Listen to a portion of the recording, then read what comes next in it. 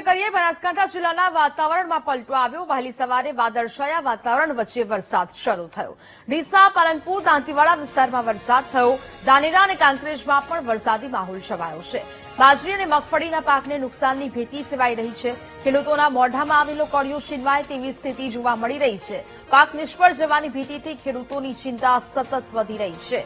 ખેડૂતોની ચિંતામાં વધારો થયો। ડીસા, પાલનપુર, દાંતીવાડા વિસ્તારોમાં વરસાદ છે તે શરૂ થયો છે।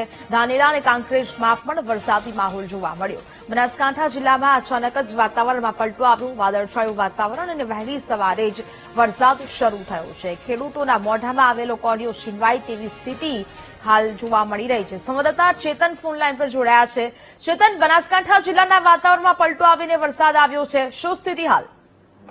હા જી હા, જિલ્લામાં અનેક વિસ્તારોમાં વાદળછાયું વાતાવરણ જોવા મળ્યું છે। ડીસા, પાલનપુર, ધાનેરા, કાંકરેજ જેવા વિસ્તારોમાં સવારથી જ વાદળછાયું વાતાવરણ જોવા મળી રહ્યું છે। અને એક બાજુ ખેડૂતોએ તેમના પાક લણણીનો સમય છે ત્યારે મગફળી અને બાજરી જેવા પાકનું હાલની કાપણી ચાલી રહી છે। એ સમયે વાદળછાયું વાતાવરણ થતા ખેડૂતોમાં એક ચિંતાજનક ભીતિ સેવાઈ રહી છે। બિલકુલ, જાણકારી બદલ આપનો આભાર।